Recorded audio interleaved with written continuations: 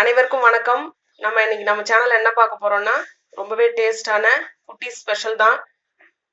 Baby உருளைக்கிழங்கு வச்சு நம்ம தகி ஆலு ஃப்ரை பண்ண போறோம். இது குளிர்காலத்துலயும் சாப்பிடலாம், வெயில் காலத்துலயும் சாப்பிடலாம். ரொம்பவே ஈஸியா மசாலாலாம் அரைக்காம ஆனியன் தக்காளி எதுவுமே இல்லாம செய்ய போறோம்.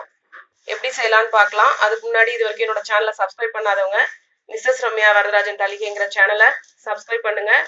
வாங்க இதை எப்படி செய்யலாம், என்னென்ன பொருட்கள் வேணும்னு பார்க்கலாம்.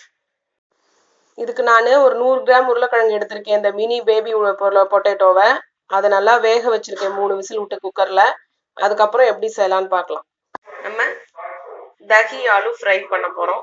இதுக்கு ஃபர்ஸ்ட் மெயினா புளிப்பு இல்லாத கெட்டி தயிர் ஒரு 3 டீஸ்பூன் எடுத்திருக்கேன் நான். அதாவது 3 டீஸ்பூனுக்கு மேல கூட எடுத்துக்கலாம். இதை போட்டுக்கலாம். இதுல அடுத்து மல்லித்தூள் ஒரு டீஸ்பூன் அளவு, அதே 1 டீஸ்பூன் அளவு காஷ்மீரி சில்லி தூள். நான் இந்த கலருக்காக போடுறேன்.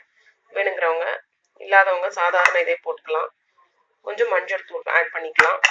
உப்பு, இது எல்லாத்தையும் போட்டு ஒரு 10 to 20 மினிட்ஸ் இதை நல்லா ஊற வைக்க போறோம் மிக்ஸ் பண்ணி. அதுக்கப்புறம் எப்படி செய்யலாம்னு பார்க்கலாம். ரொம்ப சிம்பிளா செய்ய போறோம். ரொம்பவே டேஸ்டா இருக்கும். ஒரு கிட்ஸுக்கு விரும்புற ஒரு ரெசிபி தான் இது. நம்ம பொட்டேட்டோவில் போட்ட சில்லி பவுடர் மறுபடியும் சொல்கிறேன், மல்லித்தூள், கரம் மசாலா போடலை வாசனைக்கு, இது ஃப்ரைங்கிறதுனால, மஞ்சப்பொடி, உப்பு இதெல்லாம் போட்டு பிசறி வச்சுருக்கோம். இது ஒரு 10 to 20 மினிட்ஸ் நல்லா ஊறிடுச்சு.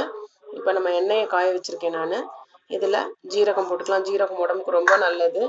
இந்த கடலைப்பருப்பு உளுத்தம்பருப்புலாம் ஃப்ரையில் போட்டால் சாப்பிட மாட்டாங்க. அவங்களுக்கு இந்த மாதிரி ஜீரா மட்டும், இந்த நார்த் இந்தியன் டிஷ்க்கெல்லாம் மெயினாக ஜீரகம் ரொம்ப வாசனை பிடிக்கும். அதை போட்டுக்கலாம். பிடிக்காதவங்க பொடியாக கூட செஞ்சு வச்சுட்டு போடலாம். இதில் என்னென்னா, இது கடுகு வெடிச்சோன்னே நம்ம இதை போட்டு ஃப்ரை பண்ண போகிறோம். கடுகு வெடிக்கட்டும். நம்ம எண்ணெய் பொரிஞ்சு வருது, கடுகு வெடிக்க ஆரம்பிச்சிருச்சு. இந்த ஸ்டேஜில் நம்ம வச்சுருக்க இதை போட்டு நல்லா டீப் ஃப்ரை பண்ணிக்கலாம்.